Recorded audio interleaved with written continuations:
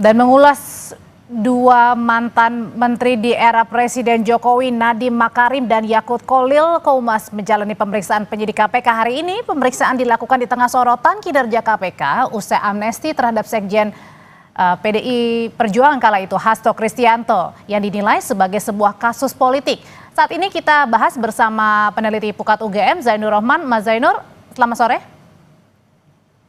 Selamat sore. Mas Zainur, ini kan dua mantan Menteri Jokowi diperiksa dalam saat waktu yang bersamaan, tetapi untuk kasus korupsi yang berbeda dugaannya. Nah, apakah yang Anda lihat ini murni karena memang ada dugaan korupsi atau jangan-jangan ada unsur lain di balik pemeriksaan dua mantan Menteri Jokowi hari ini? Ya, karena ini KPK memanggil dua ex-menteri bersamaan, yang pertama kita bisa membaca bahwa ada banyak masalah di pemerintahan periode kemarin. Apakah itu masalah tertib administrasi, dugaan bentuk-bentuk pelanggaran, bahkan tidak tertutup kemungkinan masalah tindak pidana korupsi. Yang kedua, KPK mencocokkan waktunya dalam satu hari panggil dua ex-menteri. Saya melihat ini sebagai statement KPK bahwa KPK masih ada, masih eksis, masih menunjukkan kinerja, masih ingin menunjukkan deterrent effect.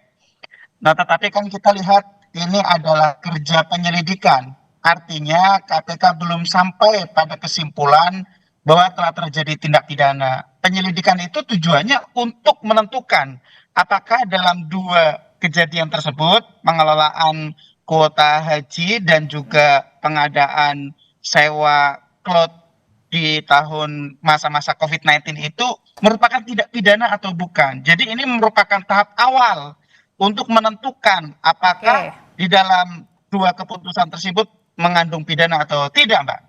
Mas Zainur, tapi kalau mengutip tadi pernyataan Anda bahwa ini pemeriksaannya karena berarti artinya mungkin mengindikasikan ada kerja-kerja mungkin yang kurang maksimal begitu ya di era Kabinet Jokowi. Nah, pertanyaannya selanjutnya, adakah kemungkinan pemeriksaan juga akan nanti ditujukan kepada Jokowi sendiri sebagai atasan mereka kala itu?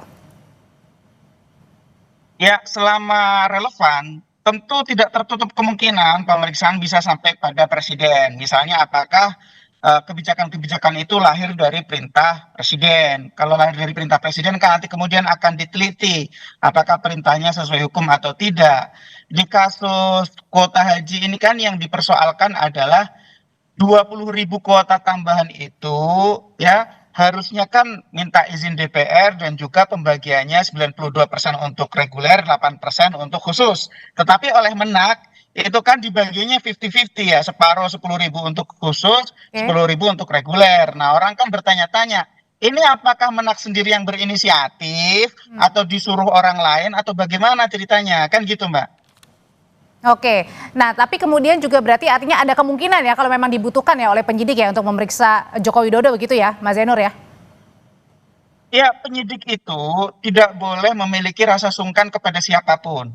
Selama pihak-pihak yang dianggap memiliki informasi, keterangan, pengetahuan telah terjadinya tindak pidanakah atau mengenai satu fakta tertentukah, itu penyidik bisa melakukan pemanggilan. Tujuannya untuk melengkapi berkas, untuk membuat terang telah terjadinya tindak pidana. Jadi itu harus benar-benar dipahami oleh penyidik. Penyidik tidak boleh memiliki rasa sungkan misalnya hanya karena seseorang yang diduga memiliki informasi itu merupakan ex pejabat negara misalnya. Tidak boleh, Sekalipun presiden karena ya? prinsipnya adalah persamaan di depan hukum.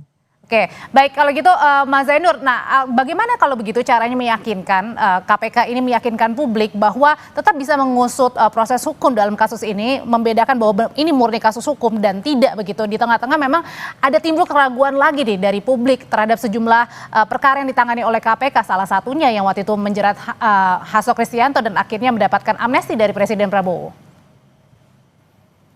Ya, kalau publik percaya 100% kepada KPK seperti dulu susah. Karena kan undang-undang KPK sekarang kan undang-undang KPK yang menempatkan KPK di bawah kekuasaan pemerintah. Tetapi setidak-tidaknya KPK bisa mengambil kepercayaan publik itu dengan menunjukkan kinerja yang profesional, transparan, akuntabel, sesuai dengan apa yang biasanya KPK lakukan, misalnya memberikan update informasi mengenai perkembangan penyelidikan, kemudian juga melakukan kerja-kerja penyelidikan itu dengan hati-hati sesuai dengan hukum. Jangan sampai juga ya banyak kecerobohan yang kemudian menimbulkan celah, nanti kalau sudah masuk tahap penyidikan mudah untuk dipatahkan melalui forum pra peradilan. Saya pikir itu juga akan menunjukkan kerja profesional yang akan berpengaruh terhadap citra KPK di hadapan publik, apakah KPK ini masih bisa dipercaya atau tidak. Jadi kuncinya tetap menurut saya adalah profesionalitas, transparan, akuntabel, dan ingat yang paling penting KPK tidak boleh juga menunjukkan preferensi kepada satu kelompok tertentu, apakah itu kelompok politik atau kelompok yang lain. Jadi KPK memang benar-benar harus tidak pandang bulu. Itu, Mbak. Peneliti Pukat UGM, terima kasih sudah berbagi informasinya, Mas Zainur Rohman. Selamat sore. Selamat sore.